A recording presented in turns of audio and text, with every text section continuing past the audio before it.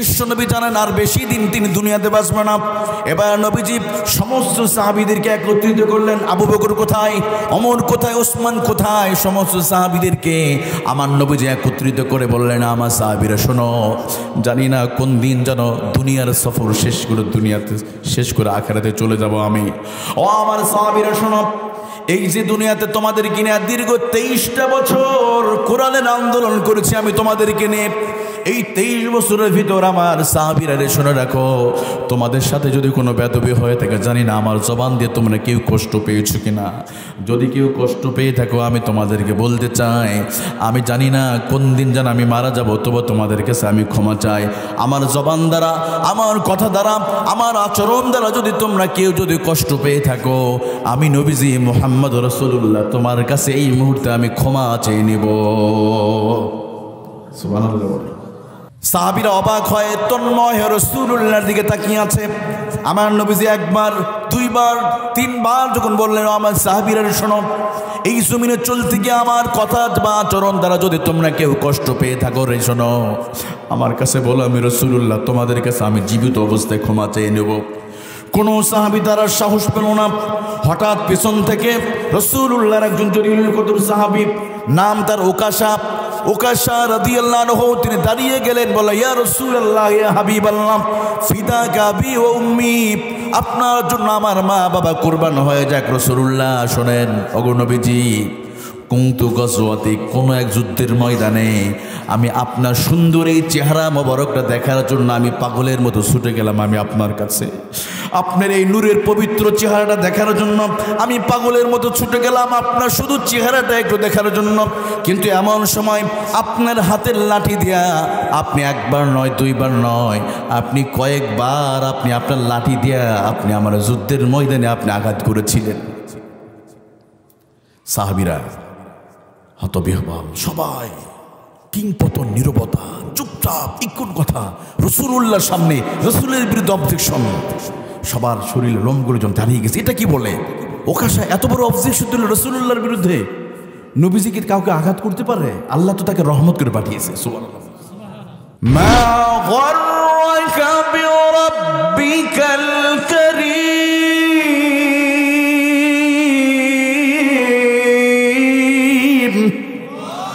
আল্লাহ রাব্বুল আলামিন বলে, বান্দা কি হলো? কে তোমাদেরকে রব সম্পর্কে বিভ্রান্ত করেছে?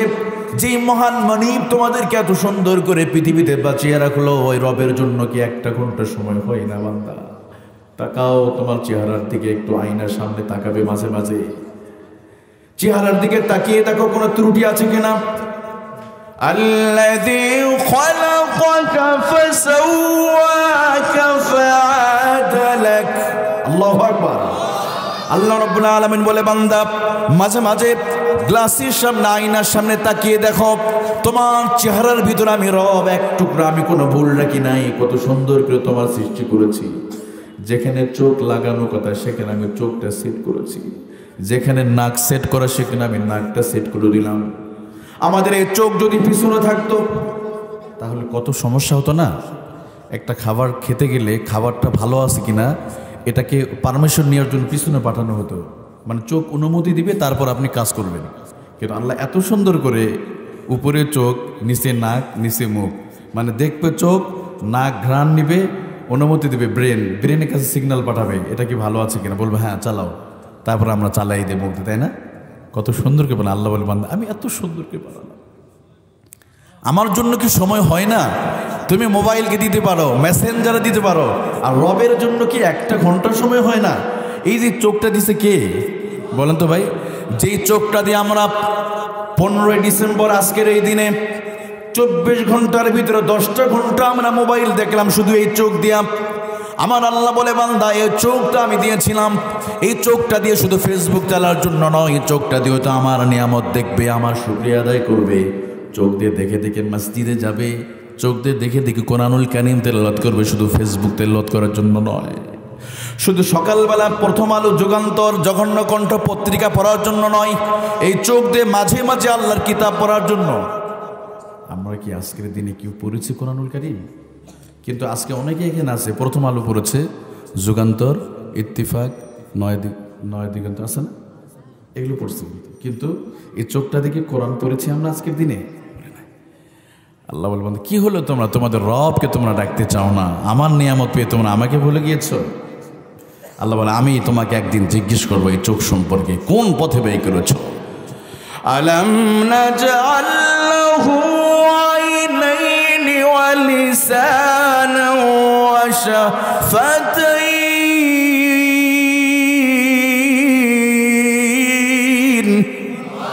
আল্লাহ রাব্বুল আলামিন বলে বান্দারে আমি আল্লাহ কি তোমাদের চোখ দান করি নাই? আমি চোখ দিলাম, সুন্দর চেহারা বানায় দিলাম, দুনিয়াতে বেঁচে থাকার মতো উপকরণ দিলাম, পৃথিবীটা সমতল বানিয়ে দিলাম, খাবারের ব্যবস্থা করে দিলাম। এরপর তুমি তোমার রবকে তুমি ডাকতে চাও না। কে তোমাদের রব সম্পর্কে বিভ্রান্ত করেছে? এই জন্য প্রিয় ভাইয়েরা, যে আল্লাহ তাআলা আমাদেরকে ভালোবেসে এখানে এনেছেন, এই জন্য খুশি না বেজার? এই জন্য আমরা আল্লাহ শুকরিয়া আদায় করবো। তো আল্লাহ বলেন যারা আমার নিয়ামত পেয়ে শুকরিয়া আদায় করবে আমি আল্লাহ তাদের নিয়ামতটা বাড়িয়ে দিব। সুবহানাল্লাহ বলেন না? তো নিয়ামতের শুকরিয়া আদায় শুধু আলহামদুলিল্লাহ বলা নয়, আল্লাহর নিয়ামত পেয়ে দিনের আজকের দিনে সবচেয়ে বেশি শুকরিয়া আদায় করার কথা ছিল 5 ওয়াক্ত নামাজের মাধ্যমে। আল্লাহ আমাদের কবুল করুক, বলে আমিন।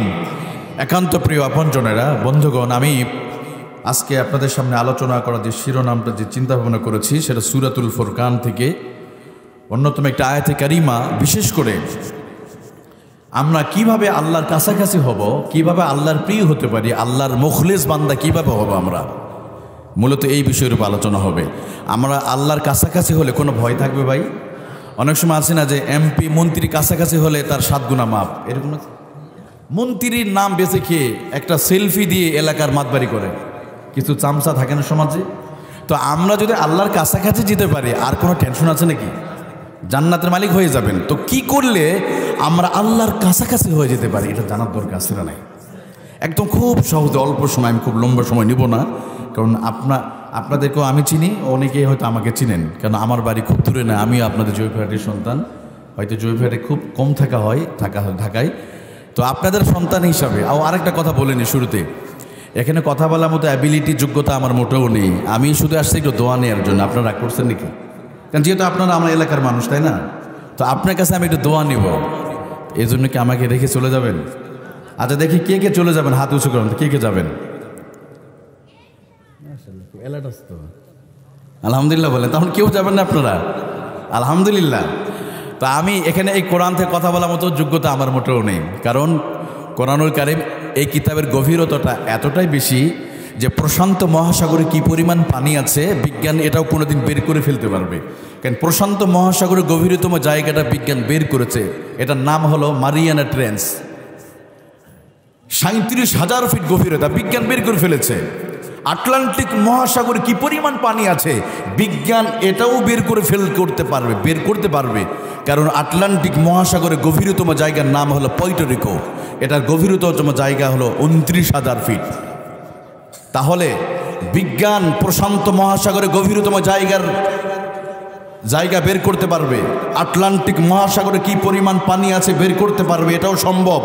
সাহারা মরুভূমিতে কি পরিমাণ বালিকণা আছে বিজ্ঞান এটাও বের করতে পারবে, কিন্তু বিজ্ঞান এটা কোনোদিন বের করতে পারবে না। কোরআনুল কারীমের জ্ঞানের গভীরতা এতটাই বেশি যে বিজ্ঞান কোনোদিন কোরআনের কোনো আয়াতের ব্যাখ্যা বিশ্লেষণ করে কোনোদিন শেষ করতে পারবে না।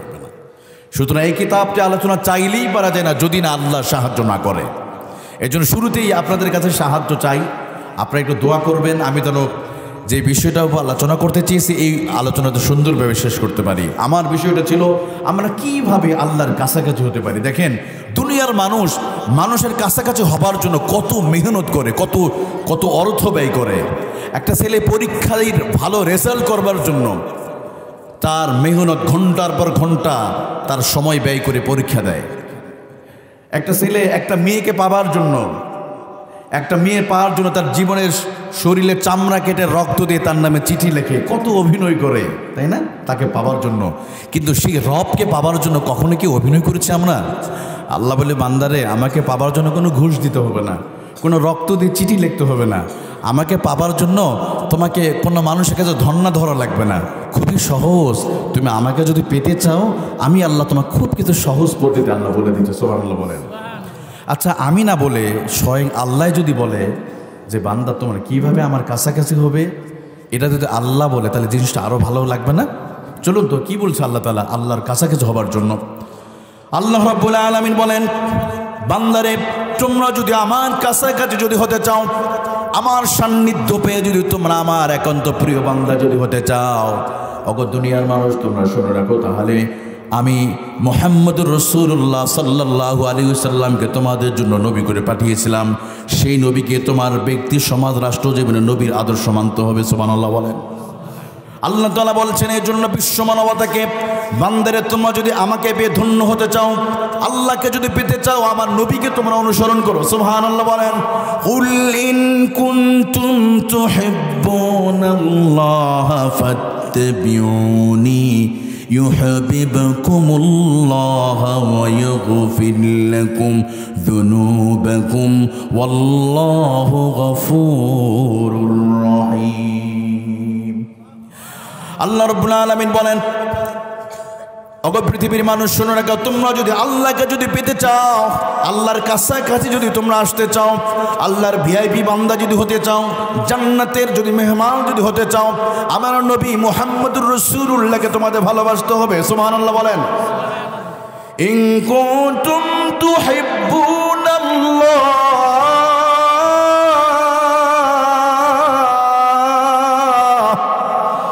যদি তোমরা আল্লাহকে ভালোবাসতে চাও, ইফ ইউ লাভ ইউ আল্লাহ, যদি আল্লাহকে যদি পেতে চাও, আমার রাসূলকে ভালোবাসো। সুবহানাল্লাহ বলেন। এটা কে বলেছে ভাই? আল্লাহ নিজেই বলেছে। আল্লাহকে ভালোবাসতে, আল্লাহ রাসূলকে ভালোবাসলেই আল্লাহকে পাওয়া হবে। সুবহানাল্লাহ বলেন। আল্লাহকে পেতে গেলে রাসূলকে ভালোবাসলে আল্লাহকে পাওয়া হবে। তো রাসূলের সুন্নত কি জীবনের এক অংশ সুন্নত আর এক অংশ কুফরি মতবাদ? তাহলে কি হবে? নামাজে গিয়ে আল্লাহকে মানলাম, হজে গিয়ে রাসূলের আদর্শ মানলাম, মসজিদের ভিতরে রাসূলুল্লাহর আদর্শ মানলাম, কিন্তু মসজিদ থেকে বের হয়ে রাসূল বিরোধী মতবাদ, তাহলে কি মানা হলো? আমার নবীজি দেখেন, মসজিদে যেমন বাহিরে তেমন আদালতে, মসজিদে সব জায়গায় রাসূলুল্লাহ আদর্শ। আমি রাসূলের আদর্শ শুধু কিছু কিছু সময় দেখবেন রাসূলকে মানি খাওয়ার পর মিষ্টি খাওয়ার সময়, তাই না? অথবা মসজিদে নামাজ পড়লাম সুন্নত তরিকায়, কিন্তু মসজিদের বাহিরে গিয়ে আর মানলাম না। অনেক মানুষ নামাজ পড়ছে মসজিদের ভিতরে, কিন্তু মসজিদে বের হয়ে আবার কুফরি মতামত, রাসূল যেই বিষয়টা কষ্ট পায় সেই বিষয়ের উপর সে রাসূলের বিরুদ্ধে হামলা করছে। হামলা মানে কি? মসজিদে নামাজ বের হয়ে বাজারে গিয়ে সুদের টাকা কালেকশন করছে, তাই না? নামাজ পড়ে চলে গেল সুদের টাকা কালেকশন করতে, অথবা নামাজ পড়ে চলে গিয়েছে কুফরি মতবাদ তাগুতের পক্ষে রাস্তায় মিছিল করতে গেছে। আসেন এরকম। অথচ নামাজের ভিতরে বললাম ইয়াকা না'বুদু ওয়া ইয়াকা নাস্তাঈন ইহদিনাস সিরাতাল মুস্তাকিম। আল্লাহ তোমার গোলামি করি, তোমার দাসত্ব করি, তোমার ইবাদত করি। আল্লাহ বললাম নামাজের ভিতরে আল্লাহ তোমাকে মানি, তোমার হুকুম পালন করি। এবার মসজিদ থেকে বের হয়ে চলে গিয়েছে শয়তানের হুকুম পালন করতে। কথা বলেন। এদিকে তো কেউ সুদ খায় না, আলহামদুলিল্লাহ। এদিকে সুদও চলে। হালাল না হারাম? সুদ যারা খায়, আমার আল্লাহ তাআলা কোরআনে বলে স্পষ্ট করে, যদি সুদের টাকা ছেড়ে না দিতে পারো তোমরা আল্লাহ রাসূলের সাথে যুদ্ধ করো। নাউজুবিল্লাহ। আচ্ছা, আমরা কি পারবো আল্লাহর সাথে যুদ্ধ করে ভাই? আমরা না একটা মশার সাথে পারি না। কিছুক্ষণ পর আপনারা ঘুমাবেন, আপনারা মশারি টাঙ্গে মশারির ভিতরে প্যাকেট হয়ে, তা আল্লাহর সাথে পাল্লা দিয়ে আল্লাহ থাকবেন নাকি আমাদের? আপনি মশার সাথেই পারেন না, কিসের যদি বলেন মশাকে তো বলে, মশা আপনি কিন্তু জয়পুরহাট জেলার একজন বড় নেতা, শুনবে নাকি? বলে বেয়াদব, তুই কিসের নেতা? তোর সাথে বড় বড় লিডার ছিল, ওই নমরুদের আমরা সাইজ করছি একটা প্রতিবন্ধী মশারা দিয়া। কথা বল ঠিক না? মেয়েদের প্যান্ডেল ভরে গেছে মাশাআল্লাহ, আলহামদুলিল্লাহ বলেন। তাহলে মেয়েদের সংখ্যা বেশি, আলহামদুলিল্লাহ বলেন না? আমাদের মা বোনেরা এসেছে, মা বোনেরা একটু শীতের সময় আমরা গা লেগে লেগে বসে যাই। মা বোনেরা, আমাদের জয়পুরহাট মা বোনেরা তো অনেক ভালো, অনেক ভদ্র। তো এই জন্য একটু মেহেরবানি করে আপনি একটু গা লেগে লেগে বসেন, তাহলে আমার বা মধ্যে জায়গা হবে। তা আমি বলছিলাম, আপনাদের কষ্ট হচ্ছে নাকি? কষ্ট হচ্ছে তো? প্রিয় ভাইয়েরা, রাসূল সাল্লাল্লাহু আলাইহি সাল্লামের সুন্নত পালন করতে চাই কি চাই না? আরো জোরে বলেন। তো আমরা সুদ আল্লাহ তাআলা হারাম করেছে, এরপরে যদি সুদি কারবারি করতো আল্লাহ বলে তাহলে আল্লাহর সাথে যুদ্ধ করে তৈরি হও। আর আমাদের যুদ্ধ করার ক্ষমতা তো আমাদের নাই ভাই। আমাদের যে বড় বড় নমরুদ ফেরাউনরা টিকতে পারে না, আপনি সলিমুদ্দি কুলিমুদ্দি আমরা টিকবো নাকি? আমরা আবার পারবো? দেখেন পৃথিবীতে যে যত বড় জালেম, ওই জালেমদেরকে আল্লাহ সাইজ করছে এই যে ছোট ছোট আযাব দিয়া। আলহামদুলিল্লাহ বলবেন না? কারণ নমরুদের কথা যখন আসছে একটু বলেই নেই একটু আপনাদেরকে। বড় বড় জালেমদের স্বৈরাচারদের আল্লাহ বিদায় করছে ছোট ছোট, মানে বড় আযাব দিতে হয় নাই। ফেরাউনকে আল্লাহ দুনিয়াতে বিদায় করেছে যখন সে বলেছে আমি সবচেয়ে বড় ক্ষমতাবান, যেন অহংকার করেছে। ফেরাউনকে আল্লাহ তাআলা পানিতে ডুবে মারছে। আচ্ছা পানিতে ডুবে কারা? বড়রা না ছোটরা? তাই না, ছোট বাচ্চারা বিশেষ করে বেশি ডুবে, তাই না? আর বড়রা ডুবলেও সবসময় ডুবে না, কিন্তু সাঁতার তো জানে, তাই না? কিন্তু মূলত ডুবে বাচ্চারা। তো এই বাচ্চাদের মতো ফেরাউনরে পানিতে চুবাই মারছে। ওরা কি বড় আযাব দিতে হয়েছে আল্লাহকে? মানে যে যত বড় জালেম, যত বড় স্বৈরাচার, ওই সমস্ত স্বৈরাচারদেরকে আল্লাহ তাআলা ছোট ছোট গজব দিয়ে আল্লাহ দুনিয়াতে বিদায় করছে। নমরুদ আল্লাহর সাথে যুদ্ধ করা ঘোষণা করেছিল, আল্লাহ তাআলা একটা মশা পাঠিয়ে দিয়া, প্রতিবন্ধী মশা দিয়ে আল্লাহ তাআলা নমরুদরে দুনিয়াতে বিদায় করে দিয়েছে। সুবহানাল্লাহ বলেন। আবু জেহেল আমার নবীকে সবচেয়ে বেশি কষ্ট দিয়েছে। এই আবু জেহেলকে আমার আল্লাহ রাব্বুল আলামিন নবীকে অপমান করেছে। আল্লাহ বলে আবু জেহেল তোরে সাইজ করবার জন্য ওই খালিদ বিন ওলীদের আমাদের প্রয়োজন নাই। আবু জেহেল তোরে দুনিয়াতে বিদায় করার জন্য আসাদুল্লাহিল গালিবের প্রয়োজন নেই। ও আবু জেহেল তুই আমার নবীকে কষ্ট দিয়েছিস, তোকে দুনিয়াতে বিদায় করবার জন্য মুআজ বিন জাবালের প্রয়োজন নেই। জলিল কদর কোনো সাহাবী লাগবে, আমার ছোট্ট মুআজ আর মুআজ দিয়া তোরে দুনিয়াতে আমি বিদায় করে দিই। সুবহানাল্লাহ বলেন।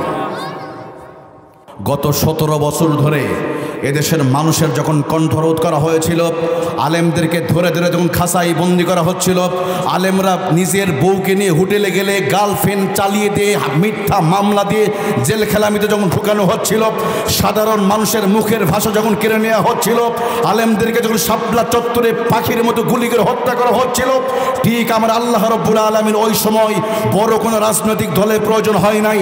সামান্য কলেজ বিশ্ববিদ্যালয় ওই তথাকথিত আবাবিল নামক ছাত্র দিয়ে আল্লাহ তাআলা ওই স্বৈরাচারদের বাংলার জমিন থেকে আল্লাহ তাড়িয়েছে। কথা বলেন ঠিক না?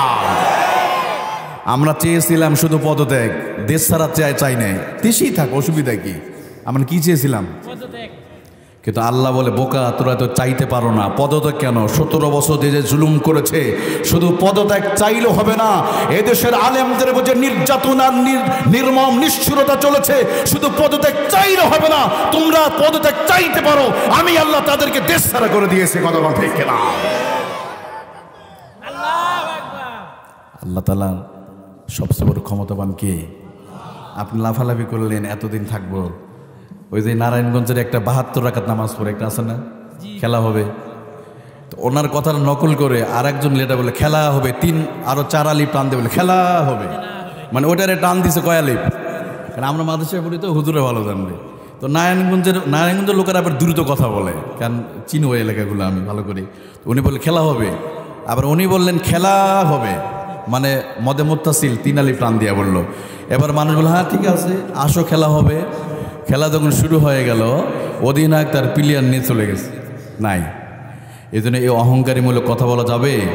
আজকে যে ডক্টর ইউনূস সাহেব যিনি আছেন, দেখেন এই মানুষটা এক সময় তথাকথিত স্বৈরাচারের লিডার। উনি কি বলেছিলেন? পদ্মা সেতুর নিচে আমি পানিতে চুবাইয়ে মারব।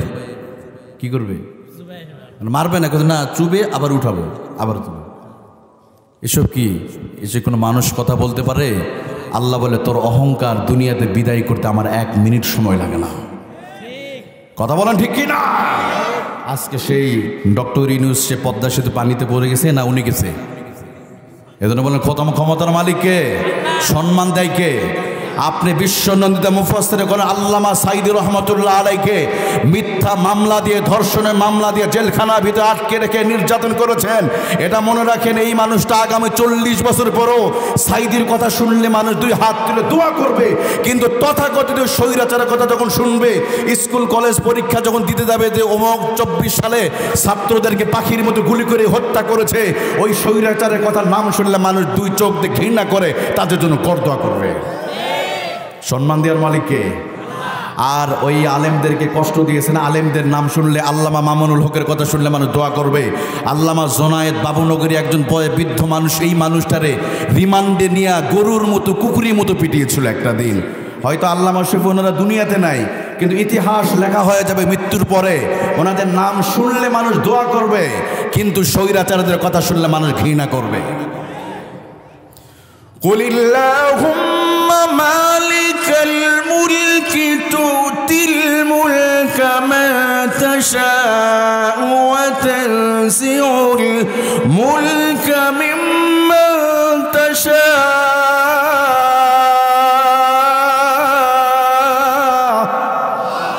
আল্লাহ রব্বুল আলামিন বলে, বান্দারে আমি রব্বুল আলামিন যাকে সম্মান দিতে চাই আমি তার সম্মান বাড়িয়ে দিব।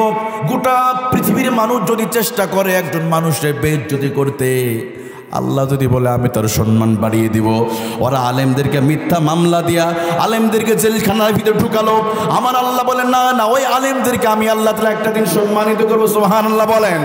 ওরা যে অবৈধ ট্রাইব্যুনাল গঠন করেছিল, আল্লাহ রাব্বুল আলামিন এমন সময় এসেছে ওই ট্রাইব্যুনালে ওই আলেমদের আজকে বাংলার জমিনে বিচার হবে। কথা বলেন ঠিক কিনা? এটা তৈরি করেছিল তারা, এখন বিচার হবে ওখানে ওনাদেরই। এই জন্য ক্ষমতা নেই কখনো বাড়াবাড়ি করা যাবে। আরো জোরে বলেন, বাড়াবাড়ি করা যাবে? আল্লাহ তাআলা আমাদের বোঝার তৌফিক দান করুক।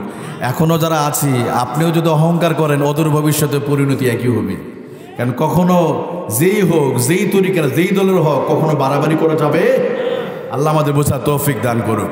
আমার প্রিয় ভাইরা, আমি বলছিলাম আল্লাহকে পেতে গেলে, আল্লাহর কাছাকাছি হতে গেলে বিশ্বনবী মুহাম্মদুর রাসূলুল্লাহর আদর্শ মানতে হবে।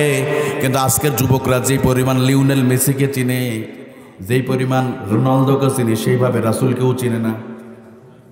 গত এই বিশ্বকাপ যখন খেলা হচ্ছিল, আপনাদের মনে আছে কিনা জানি না, আমি একটু বলবো কি আপনাদেরকে, ঢাকা শহরে একটা সেলুনে চুল কাটতে গেলাম।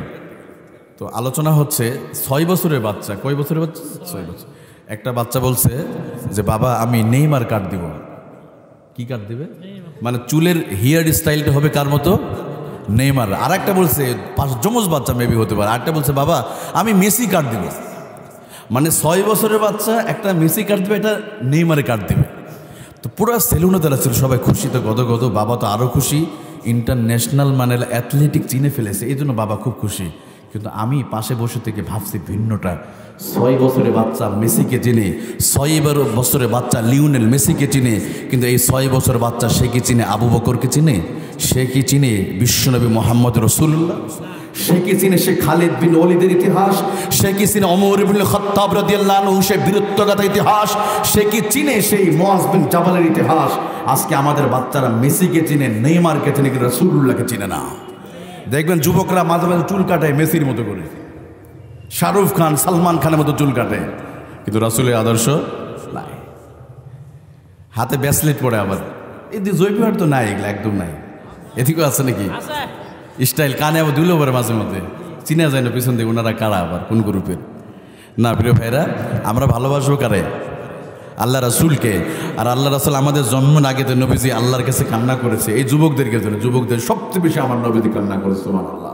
আমাদের জন্মের আগে আল্লাহকে বলেছে, আল্লাহ আমার গুনাহগার বান্দাকে তুমি মাফ করে দাও, আল্লাহ তুমি যদি মাফ না করো আমি মাথা উঠাবো না। সুবহানাল্লাহ। অথচ সেই রসুলের জন্য আমরা একটা মিনিট দিতে পারি না। আমার সুরত, আমার সিরাত, আমার পোশাক, আমার আচরণ বলে না আমি রসুলুল্লাহর কোনো দিক দিই না, আমার পরিচয় নাই। এই জন্য আসেন, আল্লাহকে পেতে গেলে কি করতে হবে? রাসূলকে ভালোবাসতে হবে। সুবহানাল্লাহ বলেন।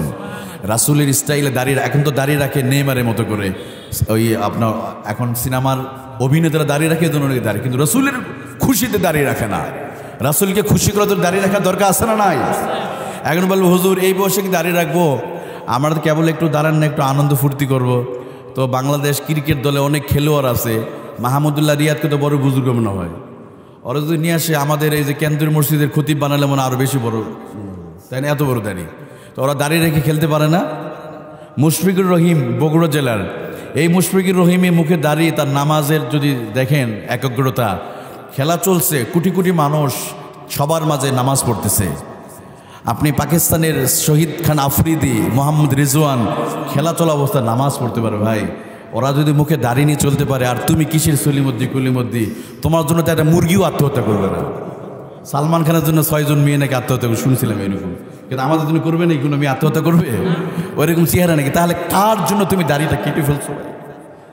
দাড়ি কাটা কত বড় গুনাহ! 24 ঘন্টা আপনার গুনাহ হয়ে যায়। 24 ঘন্টা ঘুমে আছেন, গুনাহ চলতেছে। এই জন্য আসো না যুবক ভাইরা, আমরা রাসূলের মহাব্বত, রাসূলের ভালোবাসায় রাখতে পারবো কিনা ইনশাল্লাহ। আল্লাহ কবুল করে, আমিন। আমি বলছিলাম আল্লাহকে পাবার জন্য কি কি করতে হবে। 1 নম্বর, নবীকে ভালোবাসতে হবে, সুবহানাল্লাহ বলেন। 2 নম্বর হলো আল্লাহ রাব্বুল আলামিন সূরা ফুরকানের মধ্যে বলছেন, আল্লাহকে পেতে গেলে আল্লাহর প্রিয় বান্দা যারা হবে, রহমানের বান্দা যারা হবে, তাদের অন্যতম একটা বৈশিষ্ট্য হলো জমিনে যখন চলাফেরা করবে তখন বিনয়ের সাথে চলে, অহংকারী করবে না। সুবহানাল্লাহ বলেন। এটা আমি বলি না, স্বয়ংকে বলেছে। ওয়াইবাদুর রহমানিল্লাযীনা ইয়ামশুনা আলাল আরদি হাওনা। আরো ধরে বলেন আল্লাহু আকবার। আল্লাহ বলেন ওয়াইবাদুর রহমানিল্লাযীনা ইয়ামশুনা আলাল আরদি হাওনা। রহমানের বান্দা যারা হবে জমিনে যখন চলবে বিনয়ের সাথে চলবে, কখনো তারা অহংকারী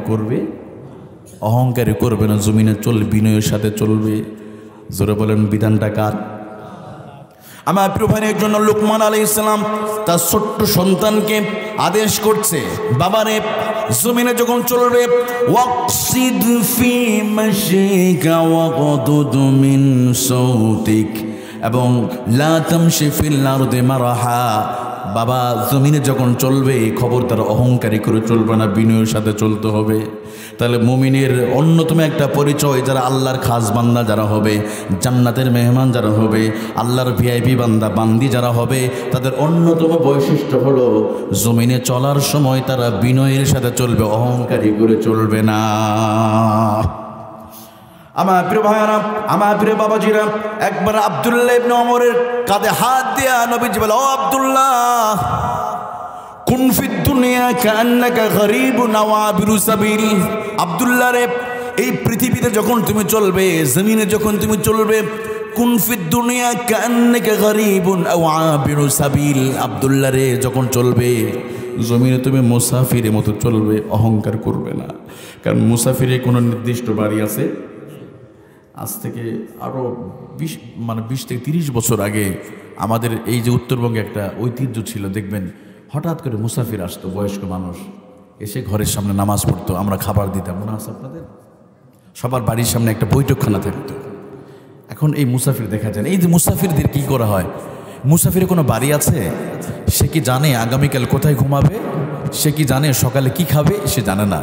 তো আল্লাহ বলে, আব্দুল্লাহ, নবী বলছে, আব্দুল্লাহ শোনো, তুমি জমিনে চলবে মুসাফিরের মতো, মনে করবে তোমার কোনো বাড়ি নাই, তোমার কোনো ঘর নাই, যে কোনো সময় মুসাফির এক জায়গাতে আরেক জায়গায় রওনা দিবে।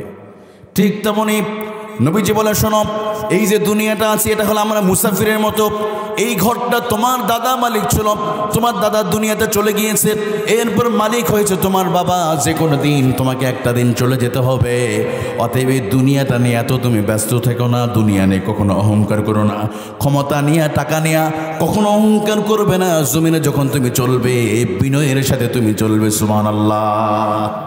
আমার প্রিয় ভাইয়ারা, আমার বাবাজিরা, দেখেন আমার নবীজি কেমন বিনয়ী ছিলেন। আমার নবীজি বিনয়ের যদি উদাহরণ আমি দিতে চাই, অসংখ্য উদাহরণ আপনাদের সামনে উপস্থাপন করতে পারবো আমার বাবাজিরা।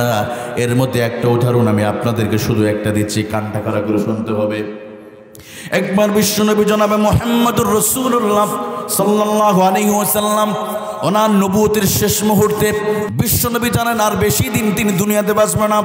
এবার নবীজি সমস্ত সাহাবীদেরকে একত্রিত করলেন। আবু বকর কোথায়, ওমর কোথায়, ওসমান কোথায়, সমস্ত সাহাবীদেরকে আমার নবীজি একত্রিত করে বললেন, আমার সাহাবীরা শোনো, জানি না কোন দিন যেন দুনিয়ার সফর শেষ করে, দুনিয়াতে শেষ করে আখিরাতে চলে যাব আমি।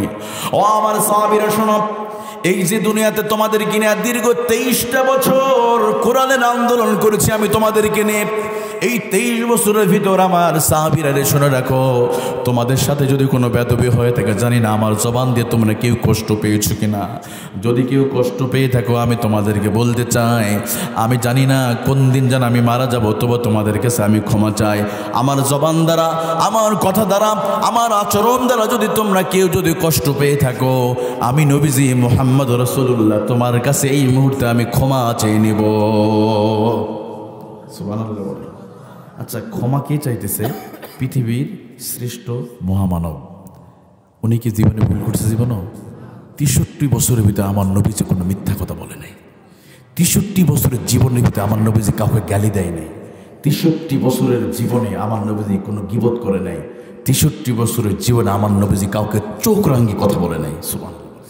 সেই নবী কিনা সাহাবীদেরকে একত্রিত করে ক্ষমা চাচ্ছে। সাহাবীরা 23 বছর তোমাদেরকে নিয়ে কোরআন প্রতিষ্ঠা আন্দোলন করেছি, এই 23 বছরের ভিতরে যদি কোনো অপরাধ করে থাকি, আমার জবান দিয়ে যদি কেউ কষ্ট পেয়ে থাকো, তোমরা আমাকে বলো, আমি রাসূলুল্লাহ তোমার কাছে ক্ষমা চেয়ে নেব। অন্যথায় হাসরের ময়দানে আল্লাহর আদালতে আমি দাঁড়াতে চাই না, আমি আসামির কাঠগড়া দাঁড়াতে চাই না। তোমরা বলো আমার কোনো ভুল আছে কিনা। সবাই, সমস্ত সাহাবীরা আছে, সাহাবীরা কিংকর্তব্য বিমূঢ়। কি বলে এটা, এটা কি হচ্ছে? নবীতে আমাদের কাছে ক্ষমা চায়, এটা কিভাবে সম্ভব? সমস্ত সাহাবীরা অবাক হয়ে গেছে। সাহাবীরা অবাক হয়ে তন্ময় হয়ে রাসূলুল্লাহর দিকে তাকিয়ে আছে। আমার নবীজি একবার, দুইবার, তিনবার যখন বললেন, আমার সাহাবীরা শোনো, এই জমিনে চলতে গিয়ে আমার কথা বা আচরণ দ্বারা যদি তোমরা কেউ কষ্ট পেয়ে থাকো, রে শোনো, আমার কাছে বলো, আমি রাসূলুল্লাহ তোমাদের কাছে আমি জীবিত অবস্থায় ক্ষমা চেয়ে নেব। কোনো সাহাবী তারা সাহস পেল না। হঠাৎ পেছন থেকে রাসূলুল্লাহর একজন জলিলুল কদর সাহাবী, নাম তার ওকাশা, ওকাশা রাদিয়াল্লাহু আনহু, তিনি দাঁড়িয়ে গেলেন, বলে, ইয়া রাসূলুল্লাহ, ইয়া হাবিবাল্লাহ, ফিদাকা আবি ওয়া উম্মি, আপনার জন্য আমার মা বাবা কুরবান হয়ে যাক। রাসূলুল্লাহ শোনেন, ওগো নবীজি, কুনতু গাজওয়াতি, কোন এক যুদ্ধের ময়দানে আমি আপনার সুন্দর এই চেহারা মোবারকটা দেখার জন্য আমি পাগলের মতো ছুটে গেলাম আমি আপনার কাছে। আপনার এই নূরের পবিত্র চেহারাটা দেখার জন্য আমি পাগলের মতো ছুটে গেলাম, আপনার শুধু চেহারাটা একটু দেখার জন্য। কিন্তু এমন সময় আপনার হাতের লাঠি দিয়া আপনি একবার নয়, দুইবার নয়, আপনি কয়েকবার আপনি আপনার লাঠি দিয়া আপনি আমার যুদ্ধের ময়দানে আপনি আঘাত করেছিলেন। সাহাবীরা হতবিহ্বল, সবাই কিংপতন, নীরবতা, চুপচাপ, ইকুন কথা। রাসূলুল্লাহর সামনে রাসূলের বিরুদ্ধে অবজেকশন, সবার শরীরে লোমগুলো যখন দাঁড়িয়ে গেছে। এটা কি বলে? ওকাশা এত বড় অবজেকশন দিল রাসূলুল্লাহর বিরুদ্ধে। নবীজি কি কাউকে আঘাত করতে পারে? আল্লাহ তো তাকে রহমত করে পাঠিয়েছে। সুবহানাল্লাহ। সমস্ত সাহাবীরা অবাক হয়ে আছে। ওকাশা দাঁড়িয়ে আছে, নবীজি আপনি সেদিন লাঠি দিয়ে আপনি আমার আঘাত করেছিলেন। আমার প্রিয় ভাইরা, এবার নবীজি মুহাম্মদুর রাসূলুল্লাহ সাল্লাল্লাহু আলাইহি ওয়াসাল্লাম বলে, ও আবু আলী, আলী তুমি কোথায় যাও? ওই ঘরের কোণের ভিতরে আমরা যে আমার যে লাঠিটা আছে, নবীজি একটা লাঠি সবসময় রাখতেন। লাঠি রাখা সুন্নত, সবসময় কাছে রাখে এটা সুন্নত। নবীজি লাঠি রাখতেন। এবার ঘরের মধ্যে পাঠানো হলো হযরত আলী রাদিয়াল্লাহু আনহুকে, তিনি লাঠি আনলেন। লাঠি এনে নবীজি মুহাম্মদুর রাসূলুল্লাহ সাল্লাল্লাহু আলাইহি ওয়াসাল্লামের হাতে দেয়া হলো।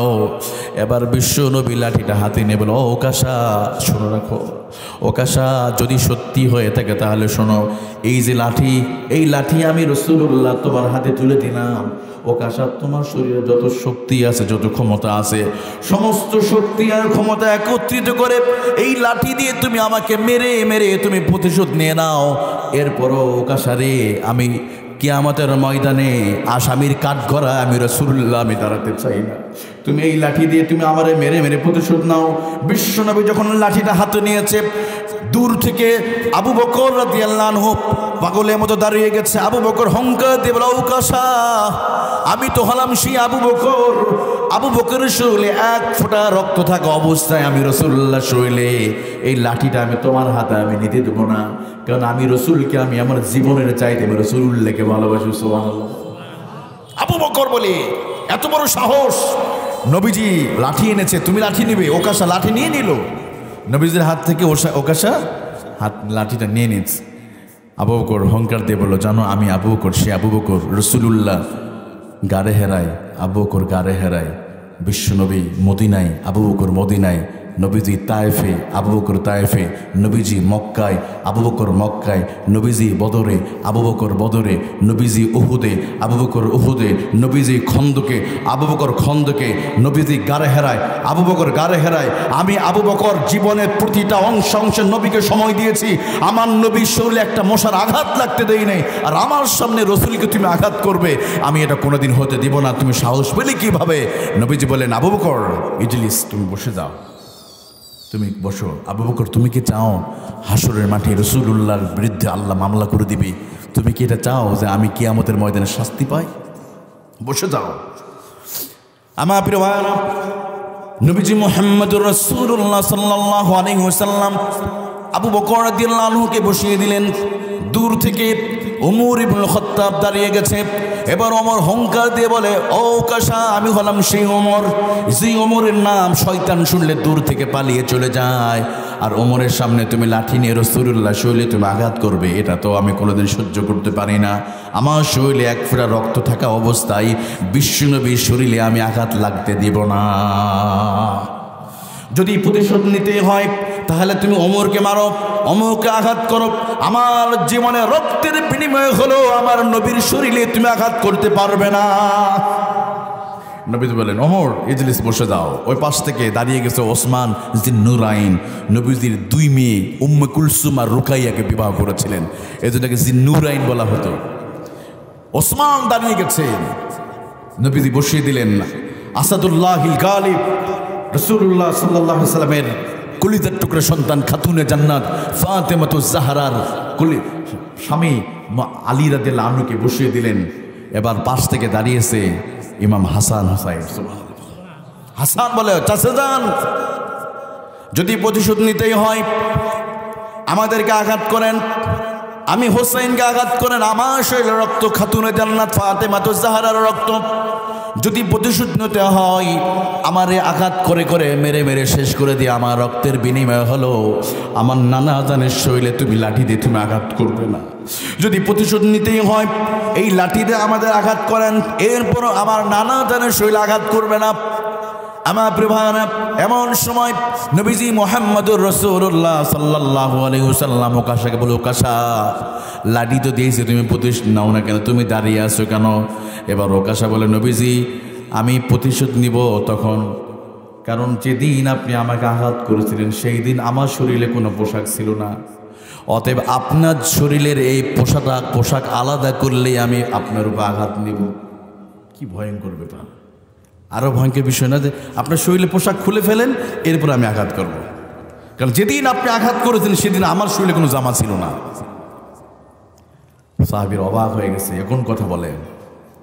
ওকাশা দাঁড়িয়ে আছে, নবীজি মুহাম্মদুর রাসূলুল্লাহ সাল্লাল্লাহু আলাইহি ওয়াসাল্লাম তার শরীর থেকে, পরন থেকে, দেহ মোবারক থেকে পোশাক যখন আলাদা করে ফেলেছে, ওকাশা এবার হাতের লাঠিটা ফেলে দেয়া পাগলের মতো দৌড়ে এসে দয়ার নবী, কামলিওয়ালা নবী, রাহমাতুল লিল আলামিন বিশ্বনবীকে জড়িয়ে ধরে চুমু খাওয়া শুরু করছে। সুবহানাল্লাহ বলেন। নবী সাল্লাল্লাহু আলাইহি সাল্লামকে ধরে চুমু খাওয়া শুরু করছে, বলে, ইয়া রাসূলুল্লাহ, আপনি আমারে ক্ষমা করে দেন। আসলে আপনি আমার আঘাত করেন নাই, আমার সেদিন আমি যুদ্ধের ময়দানে আপনার সুন্দর চেহারাটা দেখতে গিয়েছিলাম, কিন্তু আমি দেখতে পারি নাই। শুধুমাত্র আপনার এই পবিত্র চেহারাটা দেখার জন্য আমি ভেবেছিলাম আপনার চেহারা দেখলে জান্নাত আমার জন্য ওয়াজিব হবে, জাহান্নাম হারাম হয়ে যাবে, শুধু এই জন্য আপনার চেহারা আমি দেখার জন্য চলে গিয়েছিলাম। সুবহানাল্লাহ। আমার প্রিয় ভাইয়েরা, নবীজির সুন্দর চেহারা দেখে ওকাশা পাগল হয়ে গেছে। আমি শুধু এই ঘটনা কেন বললাম একটু খেয়াল করেন তো বাবাজিরা। পৃথিবীর শ্রেষ্ঠ মহামানব, তিনি ক্ষমতাবান ব্যক্তি হওয়ার পরও তিনি ক্ষমা চাচ্ছেন সাধারণ সাহাবীদের কাছে। নবী মুহাম্মদ রাসূলুল্লাহ সাল্লাল্লাহু আলাইহি ওয়াসাল্লাম কতটা বিনয়ী হলে এই কথাটা বলা যায় যে তার কর্মীর কাছে, এমন কোনো নেতা আছে কোনোদিনকে জনগণের কাছে বলছে আমার কোনো ভুল হয়েছে কিনা, বলে মাফ করে দে, তোমাদের হক আদায় করতে পারি না, এগুলো কি বলে? কিন্তু নবী সাল্লাল্লাহু আলাইহি ওয়াসাল্লাম বলে, 23 বছরের এই জিন্দগিতে কোরআন প্রতিষ্ঠা করতে গিয়ে আমার কথা যদি কেউ কষ্ট পেয়ে দেয়, তোমরা আমাকে মাফ করে দাও। আমরা জীবনে ক্ষমা চাইতে পাই না, আমাদের ইগো এত পরিমাণ কাজ করে আমরা মানুষকে ক্ষমা করতে পারি না। এমনকি প্রাণীদের মাঝে যে ভালোবাসা আছে মানুষের ভিতরে সে ভালোবাসাটা এখন আর নাই। আমরা কেন জানি না, আমার হিংসা পরায়ণ হয়ে গেছে, আমরা প্রতিশোধ পরায়ণ হই, অথচ কুত্তা বিড়ালের মাঝে হিংসা প্রতিশোধ পরায়ণ নাই। ওরা কেউ কেউ মারে না। আচ্ছা, কখনো শুনেছেন একটা কুকুর আর একটা কুকুরকে মার্ডার করছে? সুন্দরবনে রয়্যাল বেঙ্গল টাইগার বসবাস করে। কখনো কেউ শুনেছেন একটা বাঘ আর একটা বাঘকে হত্যা করছে? একটা মুরগি আর একটা মুরগিকে জবাই করছে, শুনছেন নাকি? অথবা মিথ্যা মামলা দিয়ে জেলখানে ঢুকছে। একটা মাছ আর একটা মাছকে মারছে। তার মানে হলো প্রাণীদের ভিতরে হিংসা পরায়ণ, প্রতিশোধ পরায়ণ নাই। আর মানুষ দেখেন কত ভয়ঙ্কর। সামান্য বিয়ে বাড়ি অনুষ্ঠানে একটু বরযাত্রীদের খাবার একটু কম হয়েছে, গোস্ত কম হয়েছে, এর জন্য মারামারি করে একজন আরেকজন মেরে ফেলে, তাই না? সামান্য ক্রিকেট খেলা কেন্দ্র করে একজন আর একজনকে মেরে টুকরো টুকরো করে বস্তাবন্দি করে নদীতে ফেলে দেয়। অথচ প্রাণীদের ভিতরে আচরণটা নাই, প্রাণীদের ভিতরে এই ভয়ঙ্কর আচরণ নাই। আমাদের নোংরা পরিস্থিতিটা হয়ে গেছে। এই জন্য প্রিয় ভাইরা, যারা বিনয়ী হবে না, যারা অহংকারী হবে, তারা জান্নাতে যেতে পারবে। তাহলে আমরা সবাই আল্লাহর কাছাকাছি যেতে চাই, আল্লাহর প্রিয় হতে চাই, তাই না? আমরা জান্নাতে যেতে চাই কি চাই না? চাই তো। জান্নাতে যেতে গেলে আমাদের বিনয়ী হওয়া লাগবে। কি করতে হবে? বিনয়ী হতে হবে। অহংকার করা যাবে না, বিনয়ের সাথে চলতে হবে। কারোর সাথে মারামারি করা যাবে না, মানুষকে ক্ষমা করে দিতে হবে। কারণ ক্ষমাশীল বান্দাকে আল্লাহ বেশি পছন্দ করে। সুবহানাল্লাহ বলেন, আজরে বলেন সুবহানাল্লাহ। আমার প্রিয় ভাইরা, একটু খেয়াল করে আমি বলছিলাম। এবার তৃতীয় নাম্বার, আল্লাহর কাছাকাছি হতে গেলে আল্লাহর প্রিয় যারা হবে, আল্লাহর প্রিয় বান্দা যারা হবে, আল্লাহর একনিষ্ঠ গোলাম যারা হবে, আমার আল্লাহ তাআলা বলছেন তাদের অন্যতম একটা বৈশিষ্ট্য হলো ওয়াইদা খাতাবাহুমুল জাহিলুনা ক্বালু সালামা। আল্লাহ রাব্বুল আলামিন বলেন, আমার যারা প্রিয় বান্দা যারা হবে, রহমানের বান্দা যারা হবে, আল্লাহর একনিষ্ঠ গোলাম যারা হবে, আল্লাহর প্রিয় বান্দা যারা হবে, তাদের অন্যতম বৈশিষ্ট্য ওয়াইদা খাতাবাহুমুল জাহিলুনা ক্বালু সালামা। তারা কখনো মানুষের সাথে ঝগড়া করবে না, ঝগড়া এড়িয়ে চলবে। সুবহানাল্লাহ বলেন। তারা কি করবে না? ঝগড়া করবে না, মানুষের সাথে বিতর্ক করবে না, ঝগড়া করবে না। আর যদি কেউ ঝগড়া করতে আসে, সালাম দিয়ে চলে যায়। সুবহানাল্লাহ বলেন। ঝগড়া করবে না। মুমিনের অন্যতম বৈশিষ্ট্য যারা আল্লাহর কাছাকাছি যারা হবে, রহমানের একনিষ্ঠ গোলাম যারা হবে, আল্লাহর ভিআইপি মেহমান যারা হবে, তাদের বৈশিষ্ট্য কি? খাতাবাহুমুল জাহিলুন, জাহিলদের সাথে ঝগড়া করবে না। وَإِذَا خَاطَبَهُمُ الْجَاهِلُونَ قَالُوا سَلَامًا। আল্লাহ রাব্বুল আলামিন বলেন, আমার একনিষ্ঠ গোলাম যারা হবে, রহমানের বান্দা যারা হবে, তারা কখনো কোনোদিন ঝগড়া করবে না, মারামারি করবে না, ঝগড়া করবে না। সুবহানাল্লাহ বলেন। দেখেন, একবার সিদ্দিক আকবর রাদিয়াল্লাহু আনহু বসে আছে, এমন সময় এক ইহুদি এসে বলছে, আবু বকর তোর বাপ খারাপ, তোর মা খারাপ, 14 গোষ্ঠী খারাপ। এভাবে আবু বকরকে বকা দিচ্ছে। পাশে নবীজি বসে আছে, নবীজি মুস্কি হাসি দিচ্ছে। আবু বকর কোনো অ্যান্সার করে না, চুপ করে আছে। আচ্ছা বলেন তো, আপনাকে যদি কেউ বলে তোর বাপ খারাপ, তোর মা খারাপ, তোর 14 গোষ্ঠী খারাপ, আপনি কি করবেন? আদর করবেন নাকি? কিছু না করলেও অন্তত মুখের একটা অস্ত্র আছে তো নাকি, এটা ব্যবহার করে চলে যাবে। আবু বকরকে বলছে বারবার, একবার নয় কয়েকবার, আবু বকর তোর মা খারাপ, তোর বাবা খারাপ। কেন আবু বকর বেশি রাগ? কেন আল্লাহ রাসূলকে সবচেয়ে বেশি শেল্টার দিয়েছে, সুযোগ দিয়েছে, আবু বকর দিলাম। আবু বকর গালি দিচ্ছে, আবু বকর তোর মা খারাপ, বাবা খারাপ। আবু বকর কিছু বলে না। এক পর্যায়ে কতই আর ধৈর্য করবে ভাই? সহ্য করতে করতে হঠাৎ করে আবু বকর রাদিয়াল্লাহু আনহু রেগে গিয়ে বলে তার প্রশ্নের জবাব দেওয়া শুরু করছে।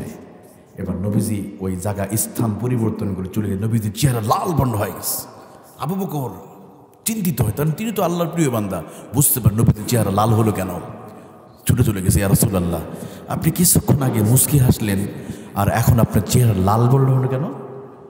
নবীজি বলে, আবু বকর যতক্ষণ ইহুদি তোমার গালি দিচ্ছিল, তোমার মা বাবা তুলে যতক্ষণ তোমাকে বকা দিয়েছে রে আবু বকর, আমি দেখেছি। আমি যা দেখি আবু বকর তুমি তা দেখো না।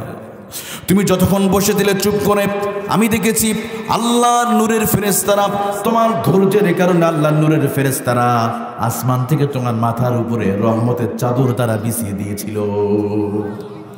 আবু বকর যখন তুমি ইহুদির কথাটা জবাব দিয়েছ, ওই ইহুদিকে যখন তুমি গালি দিয়েছ, পাল্টা ইহুদির সাথে যখন তর্ক করেছ, তখন আমি দেখলাম আল্লাহ নূরের ফেরেশতা চলে গিয়েছে। এই জন্য আমি জায়গায় স্থান পরিবর্তন করে আমি চলে গেছি। আবু বকর শুনে রাখো, কোনো মানুষ যদি তোমাকে গালি দেয় তুমি তাকে গালি দিবে না, কারণ এটা কোনো মুমিনের তো বৈশিষ্ট্য হতে পারে, এটা মুমিনের বৈশিষ্ট্য নয়। ওয়াইদা খাতাবাহুমুল জাহিলুনা ক্বালু সালামা। আমাদের মা বোনেরা দাঁড়িয়ে আছে, আমাদের মা বোনদের সম্পর্কে কিন্তু কথা বলছি, কিন্তু বোনেরা একটু বসে যেতে হবে, আপনার ভিতরে ঢুকে যান আমার মা বোনেরা। তো আমি আপনাদের বলছি, স্ত্রীর খেদমত দিতে গেলে কি করতে হবে জানেন? 1 নম্বর, ঘরে ঢুকে বউরে সালাম দিবেন, আর মাঝে মাঝে একটু পাম দিবেন। পাম চিনেন আপনারা? মানে বেশি বেশি ফুলাবেন একটু। মেয়েদের কাছে কিন্তু মিথ্যা কথা বলা যায়, এটা কি জানেন আপনারা? মেয়েদেরকে মিথ্যা কথা বলা যায়, মাঝে মাঝে পাম দিবেন। বলবেন হঠাৎ করে কোনো একদিন ঘরে ঢুকে জয়ফাট শহরতে এসে আপনি ঘরে ঘুমাতে যাওয়ার সময় বললেন, বিবি আজকে না আমি চাঁদনি রাতে আকাশে দিয়ে তাকিয়েছিলাম, আকাশের চাঁদটা জলজল করে জ্বলছে, কিন্তু আমার কাছে কেন মনে হয় চাঁদের চাইতে তোমার চেহারাটা বেশি সুন্দর। অথচ ওই দিন কিন্তু আরও বেশি খারাপ লাগছে, কিন্তু কি দিল? পাম দিল। এমন পাম দিছি, সত্যি তুমি আমার প্রশংসা করলে, আমি চাঁদের চাইতে সুন্দর। তুমি এখনই বসো, আমি মুরগির ডিম আনতেছি, একটু বসো তুমি। সুবহানাল্লাহ এখনো বলে না? কে বলছে খেদমত করে? বলে বসো, তোমার আমের জুস কি যত জুস আছে জুস খাওয়ায় তোমার ঠান্ডা করবো। মাঝে মাঝে বলবেন, বিবি তোমার না আজকে তোমার দাঁতগুলো এত সুন্দর, মানে হীরামণি মুক্তার চাইতে সুন্দর। অথচ ওই দিন মুখে ব্রাশ, দাঁতই নাই, মুখের ভিতরে দাঁতই নাই, তা প্রশংসা করতেছে, অর্ধেক দাঁত পড়ে গেছে, তাও পাম দিয়ে দেন না একটু। তাহলে আমাদের জয়ফাটের মা বোন অনেক বিনয়ী, অনেক ভালো, পাম দিলেই খুশি হয়ে যায়, তাই না? একটু মাঝে মাঝে মাথায় হাত দিয়ে বলবেন, স্ত্রী তোমার চুলগুলো না এত সুন্দর এত সুন্দর, আমি এরকম কোনো দিন দেখি, অথচ তার চুলই নেই, দেন না একটু পাম দেন, দেখবেন খুশি হয়ে যাবেন, সত্যি আমার প্রশংসা করেছ। তাহলে আমার তোমার মতো এত স্বামী তো পৃথিবীতে একটাও নাই, তুমি এখনই বসে, আমি এখনই তোমার। সুবহানাল্লাহ বলেন এখনো কোনোদিন? আচ্ছা, এখানে আমরা কি শেষ জীবনে আপনার বিবাহের 30 বছরের ভিতরে শেষ কবে আপনি আপনার স্ত্রীর প্রশংসা করেছেন? শেষ কবে আপনি আপনার স্ত্রীর রান্না প্রশংসা করেছেন? শেষ কবে আপনার বিবির কোনো একটা? আমরা কিন্তু স্ত্রীদের ভুল ধরতে খুব পছন্দ করি, আর যদি হয় শাশুড়ি শ্বশুর দেবর, ওনারা কেন জানি বসে থাকে, ননদ, ওনারা খালি বউয়ের ভুল ধরবে। আসতে না এরকম কেন? আপনার মেয়েও একদিন কিন্তু বউ হবে। আজকে যিনি ননদ, উনি কিন্তু আরেকজনের ঘরে বউ হয়ে যাবে, যাবে না? যাবে না। খবরদার, এই সমস্ত শাশুড়িদেরকে বলতে চাই, এই যে মেয়েটা, সেও কিন্তু আরেকজনের মেয়ে, আপনার মেয়েও আরেকজনের ঘরে যাবে। এই জন্য কী করতে, মাঝে মাঝে একটু প্রশংসা করবেন। আর এক সবচেয়ে এই বিষয় নিয়ে আমাদের মা বোনদের সাথে ঝগড়া হয় স্বামী স্ত্রীর, সেটা হলো তরকারি বা খাবারে যদি একটু লবণ বেশি হয়, একটু ঝোল যদি বেশি হয়, তো তরকারি যদি পছন্দ না হয়, দেখবেন ঘরে শুরু হয়ে যায় 144 ধারা। কেউ বউকে বলে, তোমার মা তোমার রান্না শিখায় নাই, তাই না? তোমার মা তোমার 14 গোষ্ঠী খারাপ, তুমি খারাপ, তোমার রান্না খারাপ, তোমার বিয়ে করে আমি জীবনটাই শেষ হয়েছে, বলে কিনা রে? আচ্ছা, আমি আরেকটা, তুমি যখন রেগে যাবে, আমি আহমদ ইবনে হাম্বল, তো আমি চুপ থাকবো। অর্থাৎ দুজনের ওয়াদা হলো একটাই, স্বামী রেগে গেলে স্ত্রী চুপ থাকবে, স্ত্রী রেগে গেলে স্বামী চুপ থাকবে। বললাম তো, তাহলে কি ঝগড়া হবে? আচ্ছা, এই যে টেবিলটা আছে না, এই টেবিলকে গালি দেন না, এই শয়তান বিড়াল, সারাদিন গালি দেন, ঝগড়া হবে? কারণ সে কোনো অ্যান্সার করতেছে না, পাল্টা কথা আসতেছে না। তো আপনার বিবি ধরেন প্রচণ্ডভাবে আপনি বকা দিচ্ছে, আপনি কোনো চুপ করে মাথা পেতে আপনি মোবাইল টিপবেন, কোনো কথা নাই, সারাদিন মোবাইল। স্ত্রী বলুক না, দেখবেন কিছুক্ষণ পরে আপনার বউ ক্লান্ত হবে, কী ব্যাপার, আমি এত বকা দিচ্ছি, আমার কথাই শোনে না। নিজে নিজে সিলিন্ডার হয়ে কিছুক্ষণ পরে আপনার সরি বলবে। কিন্তু যদি রেগে যান, রেগে গেলেন তো হেরে গেলেন। রাগ আর ঝড় যখন চলে যায়, তখন জীবনতে কি কেড়ে নিয়ে গেল তখন বোঝা যায়। দেখবেন ঝড় যখন চলে যায়, তখন এলাকা সব মেসাকার। আর যখন রাগটা ঠান্ডা হয়, তখন দেখেন আরে মোবাইল ভাঙছে, টিভি ভাঙছে, সব ভেঙে টুটুল করছে, তাই না? তো রাগ আর ঝড় যখন চলে যায়, তখন দেখা যায় জীবনতে সে কি কেড়ে নিয়ে গেছে। এই জন্য সংসার জীবনে ঝগড়া হবে না যদি আপনি এই পদ্ধতিতে আমল করেন। রাসূলুল্লাহ সাল্লাল্লাহু আলাইহি ওয়াসাল্লাম কখনো তিনি রাগ করেন নাই। স্বামী স্ত্রীর মাঝে দীর্ঘ, আল্লাহ সাল্লাল্লাহু আলাইহি ওয়াসাল্লাম স্ত্রীদের খুশি করেছেন, সমস্ত স্ত্রীদের মধ্যে একই সম্পর্ক ছিল, কখনো স্ত্রীদের মন খারাপ করে না। স্ত্রীদের সহযোগিতা করেছে, রান্নার কাজে সহযোগিতা করেছে। দেখেন, তারা তো কাদামাটির মানুষ, ওটা তো প্লাস্টিক রোবট না। আমাদের বউয়েরা ভুল করবে, মহিলারা ভুল করবে। দেখেন, মেয়েরা রান্নাঘরে থাকে 24 ঘন্টার ভিতরে 9 ঘন্টা শুধু আগুনের সামনে বসে থাকে, সুবহানাল্লাহ বলেন না? সকালে আপনার জন্য রান্না করে, দুপুরে আপনার লাঞ্চের ওখানে 3 ঘন্টা যায়, বিকেলবেলা আবার কেউ চা খায়, কেউ বিড়ি খায়।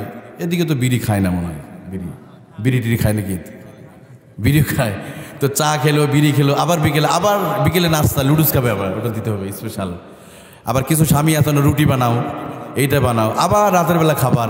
আবার একটা বাচ্চা প্যাপও করতেছে, আর একটা আমি টয়লেটে যাবো, আমার কাপড় নষ্ট হয়ে, আর একটা প্যাম্পাস নষ্ট করে ফেলছে, আর একটা হুহা চিল্লাচিল্লি করতেছে, আর একটা গেমস খেলছে, আর একটা ওই যে টিভি অন করে চিল্লাচিল্লি করতেছে। এগুলো সব কন্ট্রোল করে কে?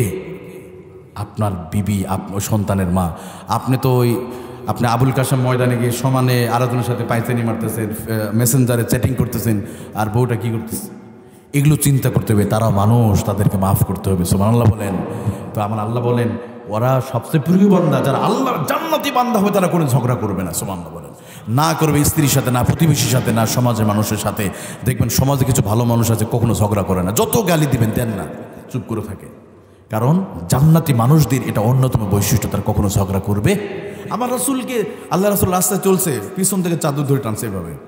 তো চাদর ধরে টানলে নর্মালি আপনার চামড়াটা উঠে যাবে। নবীজি মুহাম্মদ রাসূলুল্লাহ সাল্লাল্লাহু আলাইহি ওয়াসাল্লাম কোনো কথাই বললেন না, শুধু পিছনে তাকিয়ে দেখে একজন বেদুইন, নবীজি তাকে মাফ করে দিলেন, কোনো কথাই বললেন না। আমার প্রিয় ভাইরা, অথচ আমরা সমাজের মধ্যে আমরা ঝগড়া করে, মারামারি করে, এমন আছে স্বামী স্ত্রীর মধ্যে ঝগড়া, প্রতিবেশী ভাই ঝগড়া, বড় ভাই ছোট ভাইকে সালাম দেয় না, দেয়, অথবা যদি সালাম দেয় সালামের জবাবও দেয় না, এমন মানুষ আছে। আবার বাবা বলে যায় সন্তানকে ওসিয়ত করে, বাবা আমি তো প্রতিশোধ নিতে পারলাম না, তুই প্রতিশোধ নিবি, তোর চাচার প্রতিশোধ নিবি, অথবা তোর মামার প্রতিশোধ নিবি, আছে না? না, মাফ করে দেবে। এটা মুমিনের আচরণ নয়, কারণ তাদের অন্যতম বৈশিষ্ট্য হলো ওয়াইদা খাতাবাহুমুল জাহিলুনা ক্বালু সালামা। তারা কখনো ঝগড়া করবে না, একজন আরেকজনের মাফ করবে, সালাম দিবে। এবার আসেন আমার প্রিয় ভাইরা, আল্লাহর প্রিয় হওয়ার জন্য আর একটা আমল আছে। আমার আল্লাহ রব্বুল আলামিন বলেন, আল্লাহ বলেন, বান্দারে আল্লাহর কাছাকাছি যদি তোমরা হতে চাও, আল্লাহর বান্দা যদি হতে চাও, জান্নাতি যদি হতে চাও, তোমাদেরকে বেশি বেশি সেজদা দিতে হবে। সুবহানাল্লাহ বলেন। ওয়াসজুদ ওয়াক্তারিব, সেজদা দাও, আল্লাহর নিকটে চলে যাও। সুবহানাল্লাহ বলেন।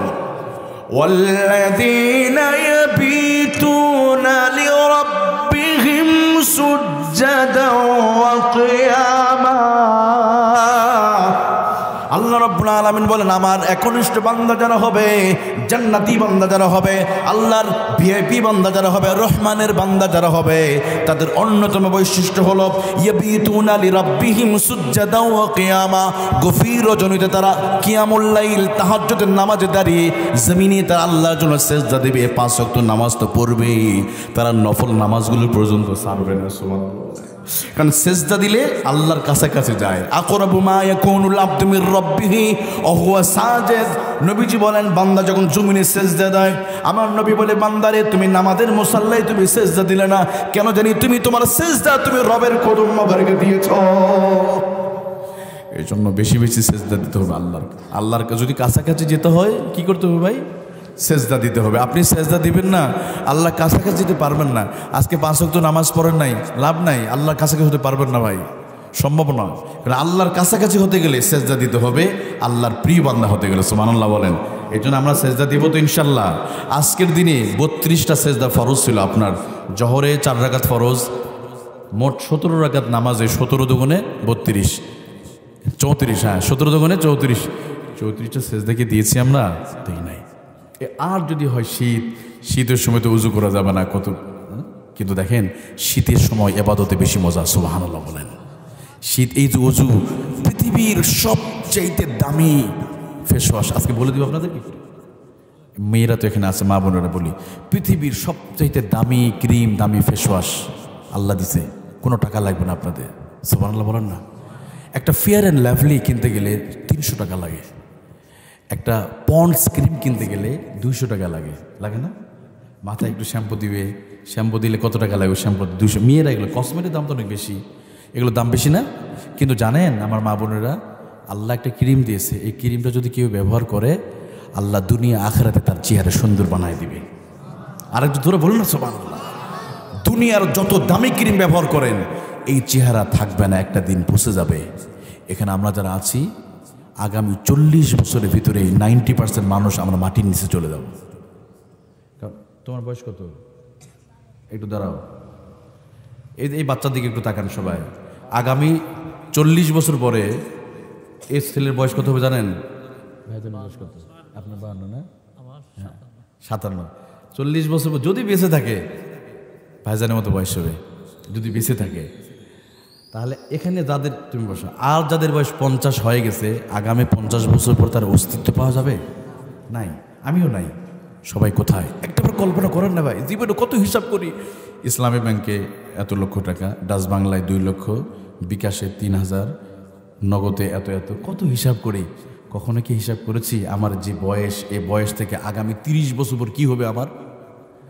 আপনি এই কল্পনা করি না। এই যে এখানে যারা যুবকরা আছে, যে যুবক ভাইরা, আপনার বয়স 30 বছর না 25 বছর, আগামী 40 বছর পর নির্ঘাত আপনি চলে যাচ্ছেন কোথায়? মাটির নিচে, লম্বা সফর।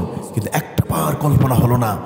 আজকে যে মেয়েরা দেন অহংকার, চেহারা, সৌন্দর্য, মানুষকে দেখে নিয়ে বেড়াচ্ছে, জানেন আপনি আজকের সুন্দরী আগামী দিনে বুড়ি।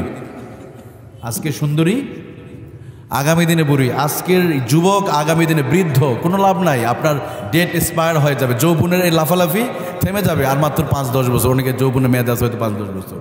কিন্তু এই মেয়েদের ভিতরে যত সেজদা দিবেন তত খুশি হবে কে? আরো ধরে বলেন না। এই যৌবনের টাইমে ইবাদত করা সবথেকে বেশি সময়। এই জন্য আমরা দাদা, এই যে বিল্ডিংগুলো দেখছেন না, যে বাড়িঘর, এগুলো সব মাটির নিচে সমান হয়ে যাবে, একটাও থাকবে না। সমস্ত বিল্ডিংগুলো মাটির নিচে দাফন হয়ে যাবে। এটা আমি বলিনি, কে বলছে এটা?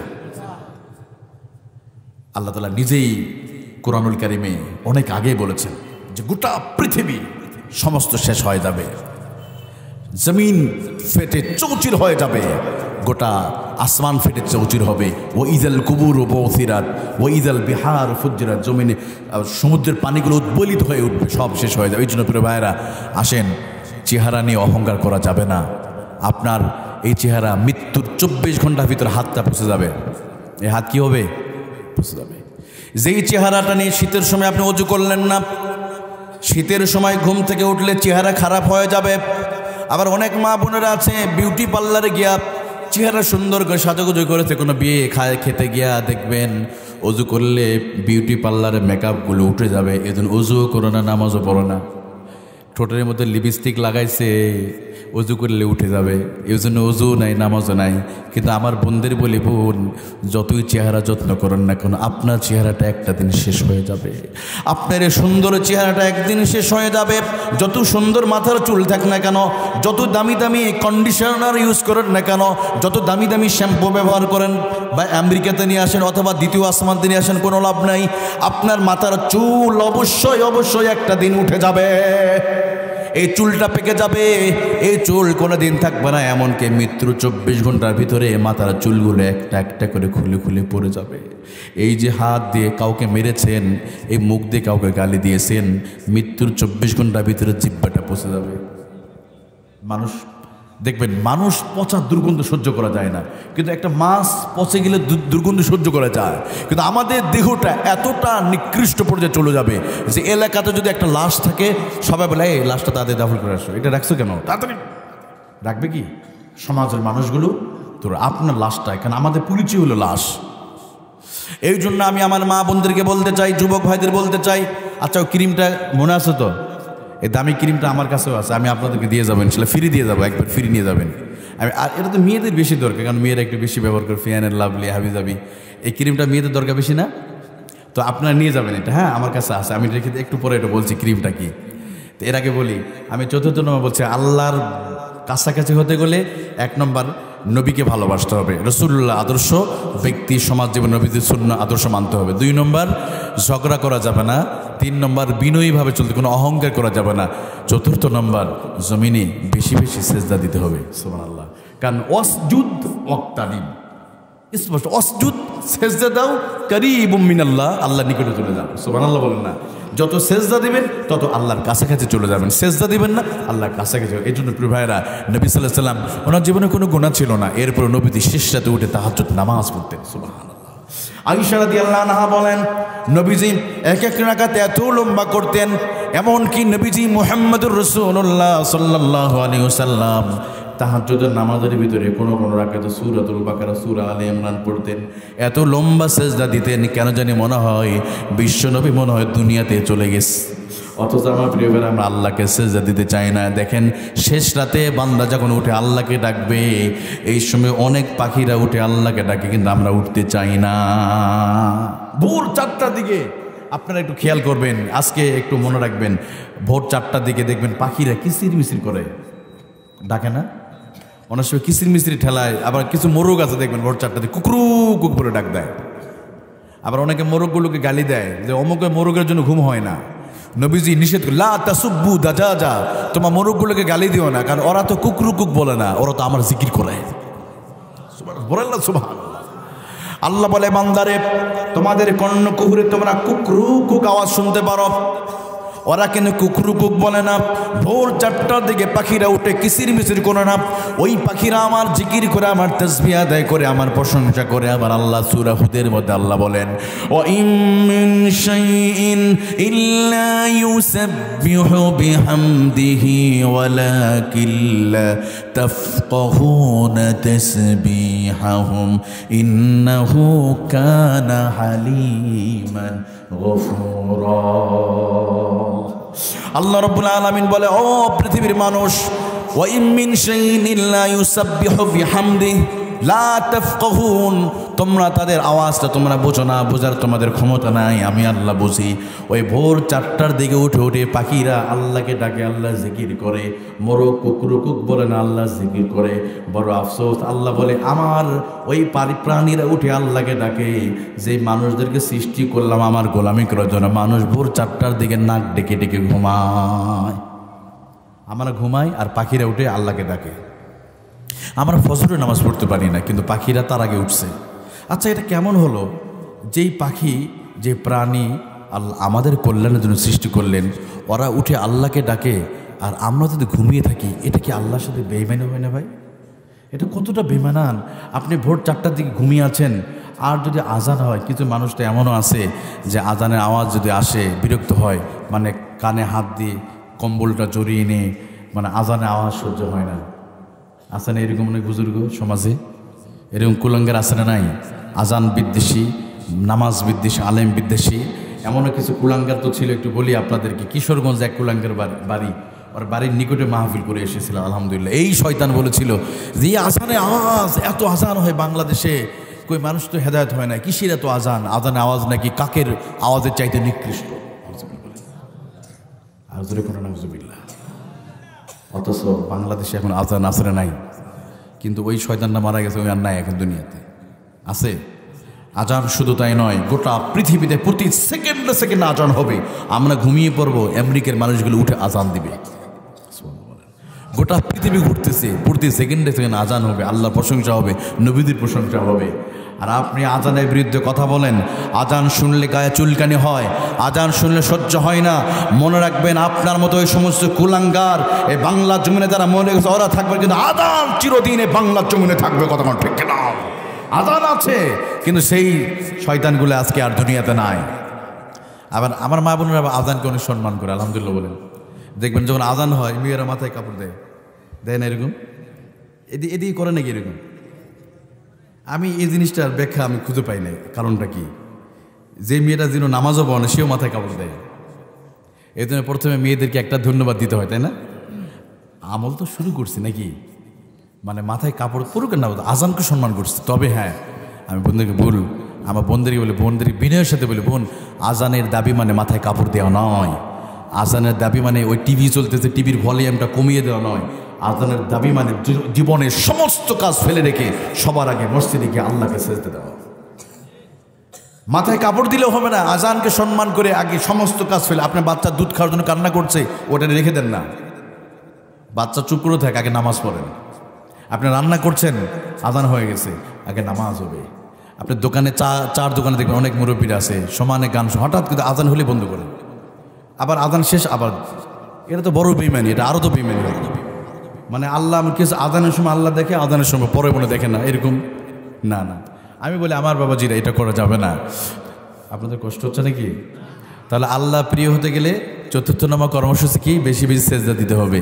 সেজদা দিবে যে আল্লাহর কাছে যাবে সে। সুবহানাল্লাহ বলেন। আর পৃথিবীতে সবচেয়ে বেশি সেজদা দিয়েছে নবী মুহাম্মদ রাসূলুল্লাহ সাল্লাল্লাহু আলাইহি ওয়াসাল্লাম।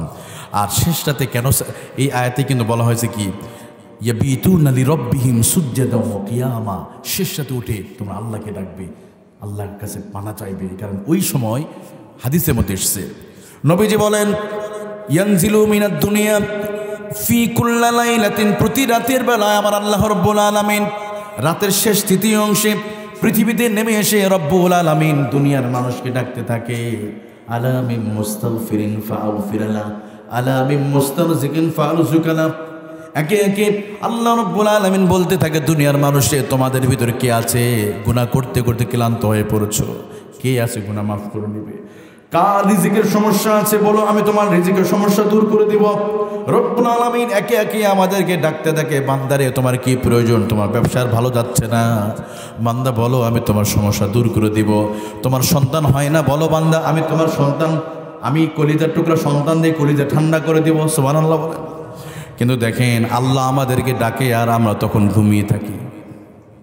আচ্ছা ধরেন বাংলাদেশের প্রধানমন্ত্রী ডক্টর ইউনূস আপনাকে কথার কথা জয়পুরহাট এসে ডাকতেছে, কে আছে জয়পুরহাট সবচেয়ে গরিব, কার টাকা লাগবে, কার সন্তান লাগবে, কার ঢাকা শহরে একটা চাকরি লাগবে, কার জয়পুরহাট শহরে একটা ফ্ল্যাট লাগবে, ডাকতেছে। আর আপনার সবাই ঘুমিয়ে আছেন, পাবেন আপনি? একটু আসতে বলেন। আর যারা ঘুমতে উঠে কোজে বলে হ্যাঁ আমি লাগবে, আমার লাগবে, আমার চাকরিটা ভালো যাচ্ছে না, আমার সন্তানটা কথা শোনে না, আমার বিবাহ হচ্ছে না, আমার মেয়ে বিবাহ হচ্ছে না, আমি খুব কষ্টে আছি, দাও না, দিবে না? আল্লাহ বলে বান্দা তুই চাইতে দেরি হবে, আমি আল্লাহ দিতে দেরি হবে না। আপনার সন্তান হয় না, যতবার দরগায় দুর্গায় গিয়েছেন, যত মাজারে গিয়েছেন, ততবার যদি ঘরে যদি সেজদা দিয়ে আল্লাহকে চাইতেন, আল্লাহ আপনার সন্তান দিত। জীবনে কয়বার সন্তান হয় না, আল্লাহর কাছে ধর্ণা ধরেছেন? যত না ভণ্ড পীরের কাছে ধর্ণা ধরেছেন, ততবার কি আল্লাহর কাছে ধর্ণা ধরেছি আমরা? আপনার ব্যবসা হচ্ছে ভালো হচ্ছে না, কয়বার আল্লাহর কাছে বলেছেন আপনি, আল্লাহ আমার ব্যবসাটা ভালো হচ্ছে না, একটু দাও না বরকত? কয়দিন চেয়েছেন আপনি? তো না চাইলে কি দিবে? সারাদিন ডাকলো আর আপনি ঘুমিয়ে আছেন। এই জন্য নবীজি বলেন আমার মুমিন বান্দাদের বৈশিষ্ট্য হবে ওয়াল্লাযীনা ইয়াবিতুনা লিরাব্বিহিম সুজদান ওয়া কিয়ামা। মুমিন বান্দাদের বৈশিষ্ট্য হবে রাত গভীর হয়ে গেলে ঘুম থেকে জাগা পেয়ে যাবে। তাতাজাফা জুনুবুহুম আনিল মাদাজিআ ইয়াদউনা রাব্বাহুম খাউফান ওয়া তামআ। রাত যখন গভীর হয়ে যায় আল্লাহওয়ালা বান্দাদের বিছানা থেকে শরীরটা আলাদা হয়ে যায়, কিন্তু আমাদের রাত যত গভীর হয়ে যায় ঘুম তত বেশি হয়। কারণ আমরা খুব দ্রুত ঘুমাতে যাই বর্তমান, তাই না? রাত 1টার পরে ম্যাক্সিমাম মানুষ বর্তমান ঘুমায়।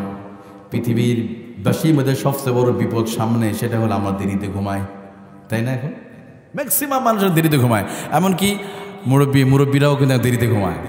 আমাদের মুরব্বী বাবাদের সবাই, বাচ্চারা সবাই ঘুমায়, একসাথে দেরি করে ঘুমায়। যত টক শো, নাটক, সিনেমা যা সব কাজা কাফারা আদায় করে রাত 1টার দিকে ঘুমাচ্ছে। বলেন তো উনি কি ফজর নামাজ পড়তে পারবে? আর আমার নবীজি বলেছে ঈশার নামাজে দ্রুত ঘুমাবে। যে যত দ্রুত ঘুমাবে সে তত পরের দিন তার প্রোডাক্টিভিটি বেড়ে যাবে। আপনি অফিসে ভালো দেখবেন, আত্মহত্যা যারা করে এদের শতকরা 100 জনের মধ্যে 95 জন রাতের বেলা ঘুমায় না। পেনসিলভেনিয়া বিশ্ববিদ্যালয়ে গবেষণা করা হয়েছিল যে 100 জন যারা রাতে এশার পরে যারা দ্রুত ঘুমায় আর যারা শেষ রাতে ঘুমায়, এরকম 50-100 জনের মধ্যে গবেষণা করে দেখা গেল যারা এশার পরে ঘুমায় না রাতের বেলা, এদের মধ্যে আত্মহত্যা করার প্রবণতাটা বেশি, কাজ করার প্রবণতাটা কম, মানুষের সাথে রাগ করে, মানে কুত্তার মতো আচরণ করে, অফিসে গেলে হনুমানের মতো। আজ কিছু লোক আছে না, কিছু টিচার স্কুলে গিয়ে ছাত্রদের পিটায়, দেখবেন রাতের বেলা ঘুমায় নাই, কি করছে? মোবাইল টিপছে। কারণ ওই যে ঘুম নাই, আপনার তো নর্মালি হবি এটা, কারণ আল্লাহ ঘুম দিয়েছে আমাদের প্রশান্তির জন্য, তাই না? রাত কেন দিয়েছে ভাই? ওয়াজআলাল্লাইলা লিবাসা, আল্লাহ রাত দিয়েছে প্রশান্তি, কিন্তু আমরা দেরিতে ঘুমাবো না। প্রিয় ভাইরা, আমরা দ্রুত ঘুমাবো, শেষ সাথে উঠে কারে সেজদা দিব? আরো ধরে বলেন। তাহলে মুমিন বান্দারা শেষ সাথে উঠে আল্লাহকে ডাকবে।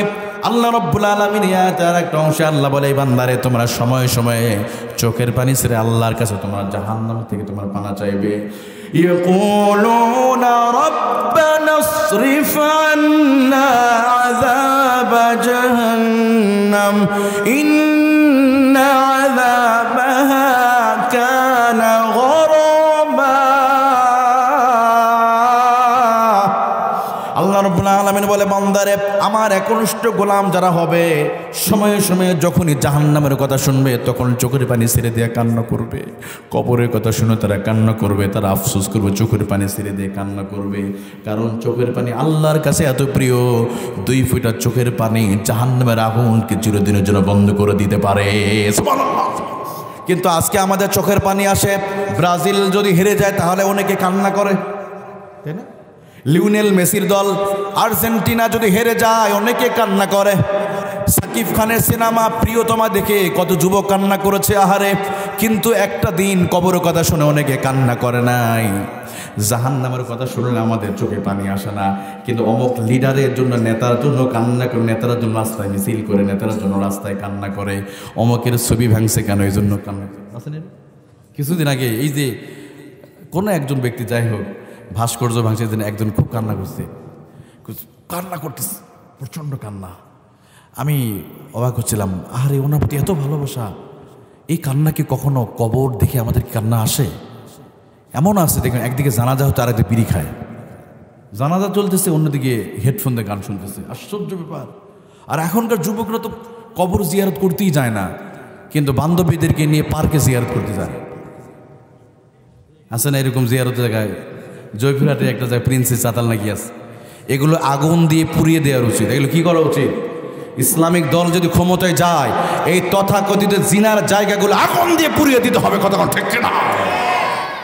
আপনি নিরাপদে যুবকদেরকে জিনাহের ব্যবস্থা করে দেওয়া হয়েছে।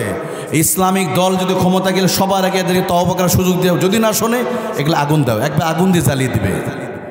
ইসলামিক রাষ্ট্রে এই সমস্ত অশ্লীলতা, জিনাবা বিচারি চলতে পারে?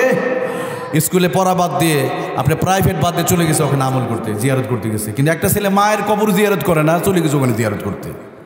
আসলে নাই? রমনা পার্কের গাছের গোড়ায়, প্রিন্সের চাতালের গাছের গোড়ায় বসছে ওরা জোড়ায় জোড়ায়। সুবহানাল্লাহ বলেন, নাউজুবিল্লাহ বলেন না? আসলে নাই? এগুলো তো চিনে না কেউ, এগুলো আছে, যুবকরা ভালো চেনে। রমনা পার্কের গাছের গোড়ায় বসছে ওরা জোড়ায় জোড়ায়, মানুষ না পশু যায় না চেনা। কথা ঠিক কিনা? জোড়ায় জোড়ায় তো কুত্তারা বসে। কারা বসে দেখবেন? আপনাদের কষ্ট হচ্ছে নাকি? না, আলোচনা শেষ করে দিই এই পর্যন্ত, চলবে নাকি? আচ্ছা তাকবীর দেন, একদম তাকবীর দেন মাঝখান থেকে।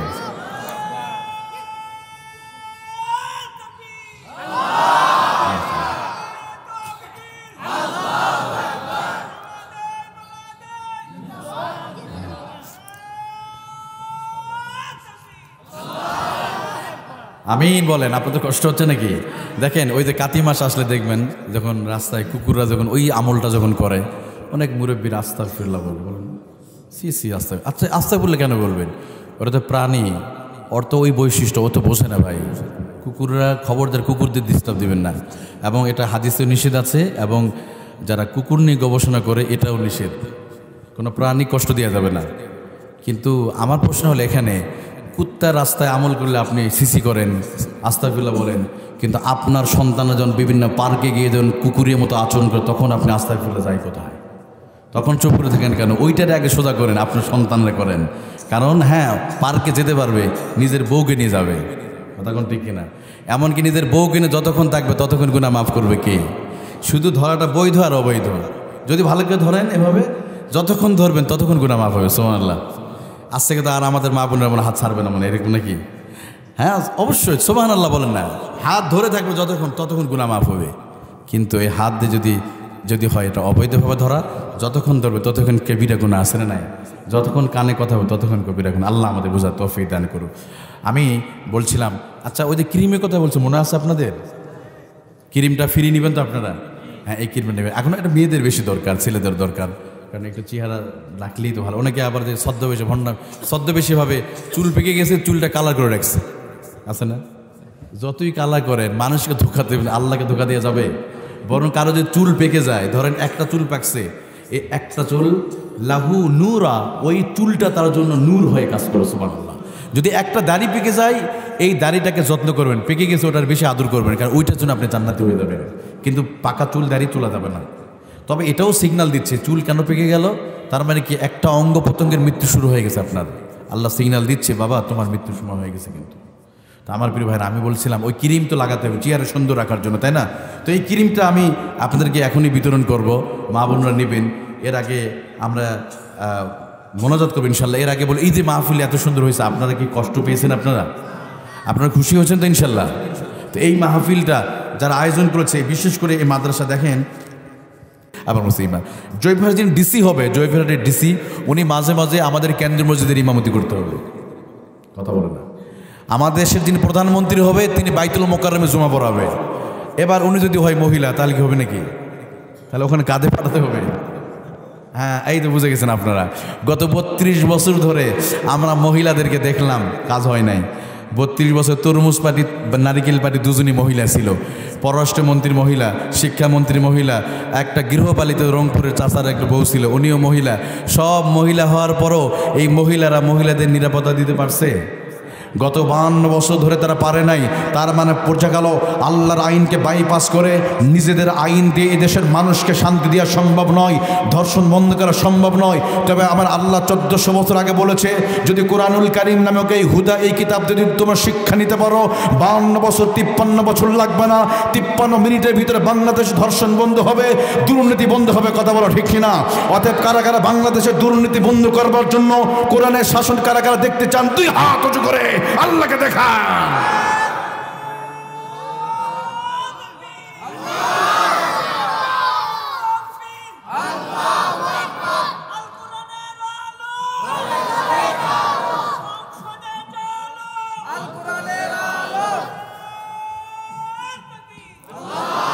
আল্লাহ আমাদের সবাইকে কবুল করে, সকলে বলে আমিন।